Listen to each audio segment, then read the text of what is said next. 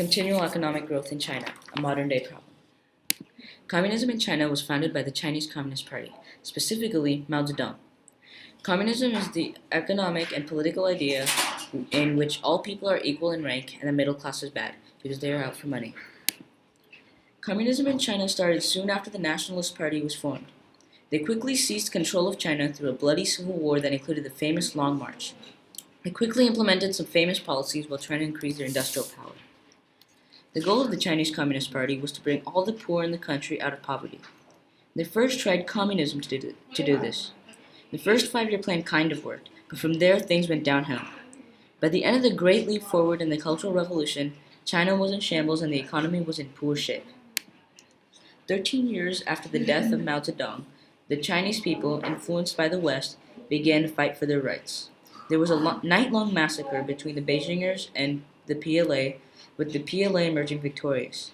It was then that Deng Xiaoping decided that there would be no more communism in the country. It was time to switch to capitalism. The switch to an individual-based economy really affected China. In the beginning of the 90s, hundreds of factories were opening up each year.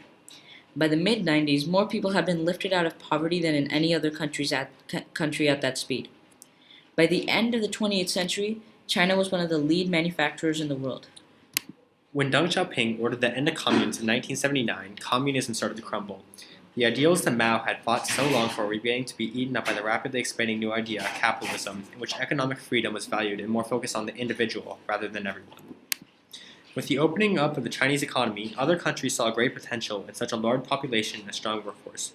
Also, China's rapidly increasing infrastructure attracted developed countries to come and set up factories that could be easily and inexpensively run by Chinese laborers that were happy with earning as little as $1 a day. Foreign investment started booming in 1992 and has increased and hit its peak in 2007 and 2010 with approximately 120 billion US dollars per year.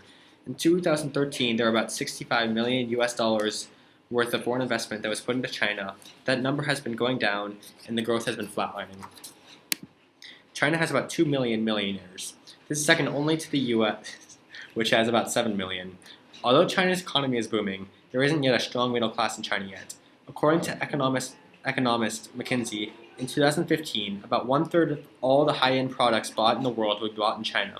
So even though there is a middle class, there's still a huge divide in which people are still farming in primitive village, and where is one of the largest high-end consumer good markets in the world.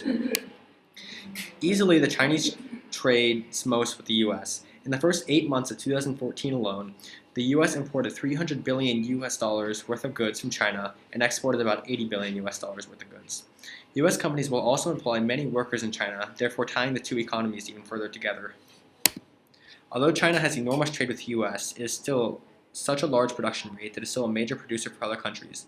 A list of the countries that China trades with most is found at the bottom of the page, with U.S. being first, and Hong Kong, Japan, and South Korea.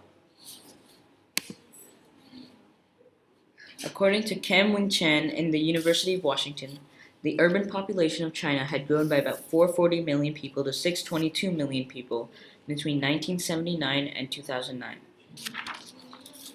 Due to the rapid industrialization of China since the Tiananmen Square massacre, as people have left their homes in the rural villages to go and work in urban factories.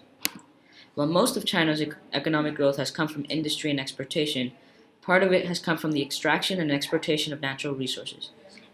China has a vast area devoted to farmland and has a great number of minerals, including lead, zinc, aluminum, iron, coal, among others. And with its tall mountains, it has one of the highest hydropower potentials in the world. The Chinese economy has been growing about 7% per year for the past few years. This is because the continuing workforce has been flooding from rural areas to the cities.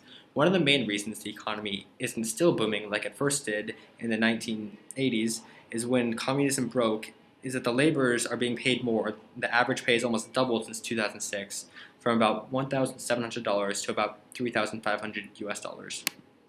Because of China's huge population and workforce, China is able to produce an enormous amount of goods. It produces the majority and most of the world's supplies, including air conditioners, personal computers, energy-saving lights, solar-producing cells, shoes, cell phones, cement, coal, and even pork.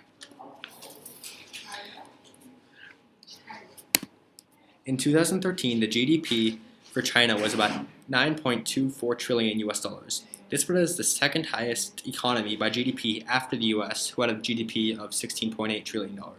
Comparatively, China's GDP per person was in, two, in 2011 was approximately $8,400 per person, putting it as the 75th country in GDP per person, showing that China is still in poverty and hasn't advanced as a population, only as a government. The big problem facing China now is how to continue growing the economy. Since 1989, the poor have been flocking to factories to work in order to gain a little bit more money. This they did, but not enough to create a middle class. People who went into business became rich. The gap between the rich and the poor now is so vast that it is very difficult to create a middle class. And to grow the Chinese economy, China needs to look inward and concentrate its efforts on domestic trade. But there aren't enough people to buy the products. The rich and the rest of the people are poor. What China really has to do is balance out the wealth. The elite of China can earn up to $1.6 million a year, while the majority of people are earning next to nothing a year, maybe $500 or so. To balance this out, they should have steep exponential taxes that would take lots of money off the people that are abusing other people's working power for their own gain.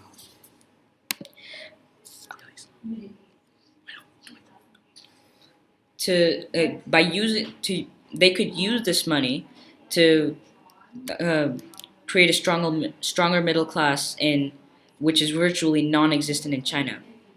This is because peasants and factory workers and other people doing menial jobs are poor, and everyone else is rich.